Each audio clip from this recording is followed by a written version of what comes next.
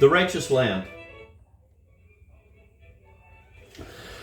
Those lines, I think, deserve a pause. There is no bottom to them. Nothing I know captures with such mystery and clarity the circle traced by American optimism, and by the dread that optimism leaves behind and inevitably meets again. You couldn't ask for a more perfect statement of the conviction that America is blessed, or of the lingering suspicion that it is cursed. When the two ideas come together in a story, a voice, or a group, all things seem possible. The lines touch both sides of the country's soul at once. The tension they create can push out the limits of what an artist can accomplish, for just so long as the spirit of the lines can support their contradictions. By contradictions, I mean that a paradise is made out of a line that turns on the image of a whip. By spirit, I mean the joy one feels when Richard Manuel shoots the line across Levon's drums, and the way Levon sounds like a man calling a town meeting to order with a gavel in each hand. When the spirit fades, those lines will contract and trap the man who sings them, but until then, what they bring is freedom and the space to use it. The result is The Band. That second album arriving in 1969, soon after the group went out on the road on their own for the first time since Levon and the Hawks broke up, is the map Big Pink's Quester was missing. The new songs roll right over the surface of American life, proof of how magnificent that surface can be. Turn the sound up and the music rocks like blue suede shoes. Keep it quiet and it sounds as folksy as an old Charlie Poole 78. The good eye of the last record is still working. But instead of probing the dark for phantoms, there is a loving feel for detail, for nuance. With its warm, happy vocals and an irresistible snapping rhythm square in the middle of almost every tune, The Band is the testament of a man who has come up from a netherworld for a breath of air. A man who can now afford to have himself a good long look around. The Worried Man is a settler now, here to stay, complete with wife and kids, and the album opens with his wife holding a gun on him. As he pleads and jokes with her, trying to explain himself, no matter what you think, honey, I didn't do it, he is drawn back to the days when all he wanted was a place to come home to. He remembers his hard times, his fears, how close he came to giving up the ghost. He thinks he just may have to hit the road again if she doesn't put that gun away. By the time his reverie is finished, the fight is over. Still, he wouldn't mind knowing where she hid the pistol. The song is called Across the Great Divide, an appropriate beginning for an album Robbie once said the band could have called America. Might as well kick it off right there where the water runs both ways, but there's more to it than that. The band gives authors credit to the land because while we usually read our own meanings into the landscape, when we don't miss it altogether, they know that at our best we live and speak according to the metaphors of the land. The land, the image of a place like, quote, the Great Divide, end of quote. The simple fact that there is such a phenomenon attracts the band. The symbol seems full of meaning. The Great Divide is where the two sides of the country separate. But it is also where the two sides meet. If we look into this double metaphor, we can understand the ambitions of the band clearly. That first song and those that follow are meant to cross the great divide between men and women, between the past and the present, between the country and the city, between the North and the South, between the band and their new audience. The Worried Man steps back once he has shown up to play the theme song. He wants to celebrate the country he has discovered, and he celebrates by letting the country speak for itself, in as many voices as can be crammed onto a 12-inch disc. At home here now, the man from Big Pink can sit back and listen with the rest of us. The songs, mostly by Robbie, are classics now, Up on Cripple Creek, Rag Mama Rag, The Night They Drove Old Dixie Down, King Harvest Has Surely Come. Made up the heart of the band's stage show for years. What they say was clear the moment they were released, and I have nothing to add to that. Their power, though, is too great to take for granted. The songs were made to bring to life the fragments of experience, legend, and artifact every American has inherited as the legacy of a mythical past. The songs have little to do with chronology. Most describe events that could be taking place right now, but most of those events had taken on their color before any of us was born. There is a conviction here that every way of life practiced in America from the time of the Revolution on down still matters. Not as nostalgia, but as the necessity of someone's daily life. And the music, though it never bends to any era, never tries for any quaint support of a theme. Seems as if it would sound as right to a gang of beaver trappers as it does to us. There's no feeling of being dragged back into the past for a history lesson. If anything, the past catches up with us.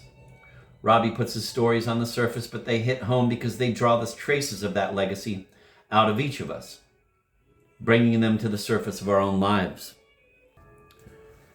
The Night They Drove Old Dixie Down, for one, written for Levon, who sings it, is not so much a song about the Civil War as it is about the way each American carries a version of that event within himself.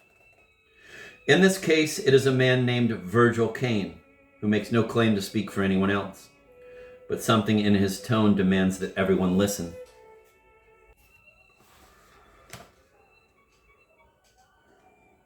In a few short verses, we learn a lot about him. He is a poor white farmer from the Confederate side of Tennessee, probably not more than 20 years old, a survivor of the attacks made by General Stoneman's cavalry on the Danville train he defended.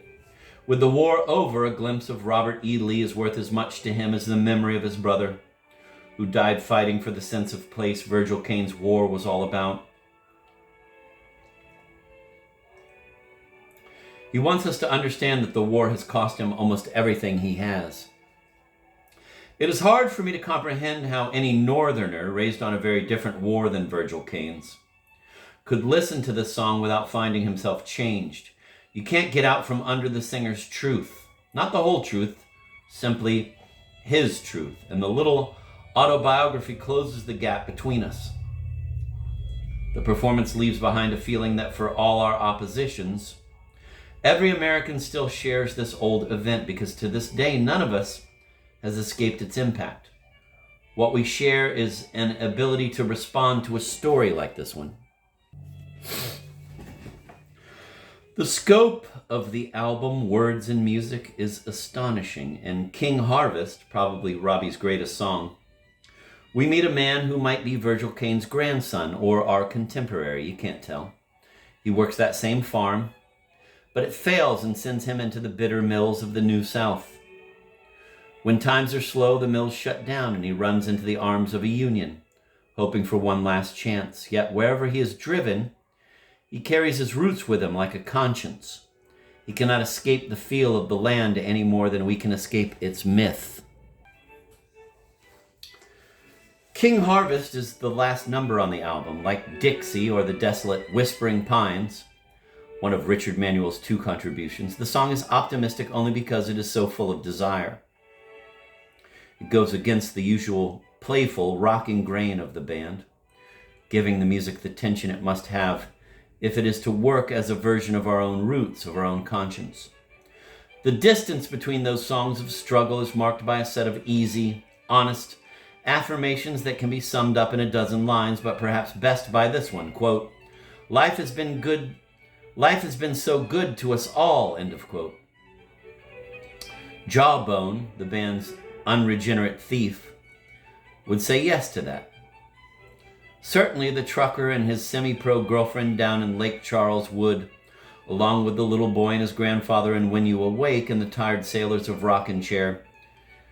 Even the people scrambling into the storm cellar in Lookout Cleveland and the lover struck with a woman who only wants to dance would show up to sign that pledge. The man who sings King Harvest is alone, and he probably could not agree.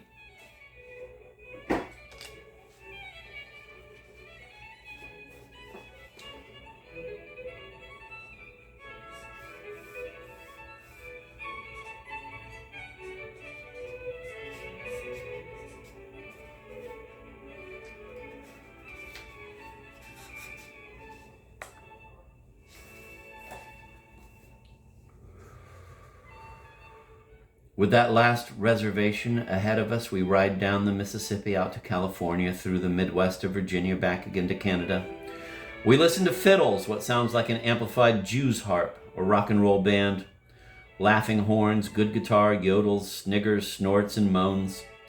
Along with the people we meet, we take satisfaction in whiskey in the grinning joys of miscegenation, in Garth Hudson's Mad Piano, trickling through the fast steps of Rag Mama Rag. From song to song, paradise means good times, and good times are where you find them. Up on Cripple Creek she sends me. If I spring a leak, she mends me. I don't have to speak, she defends me. A drunkard's dream, if I ever did see one. Again and again, the music creates that moment of shared recognition, first confirmed in Dixie. The songs catch it in sex, in work, in failure, in the weather, in the choice of an instrument, in names lifted from half-forgotten westerns, in the emotion of a vocal, in a memory of family life. The shifts between the songs finally let us understand that the man who sings King Harvest wants nothing more from his life than to sing a song like Rag Mama Rag. We understand that the voice of Rag Mama Rag is real because it has been shaped by the terrors of King Harvest and knows a chance to dance them away for what it's worth. The album tells no lies. It touches the size and the age of the country, takes in its fabulous multiplicity. But that repeated moment links us to each part of the story even as it knits the songs into one. For as long as that moment lasts, the story seems complete. Every character, every place, every event in the music looms up at once. Crossing the Great Divide, the band left community in their wake.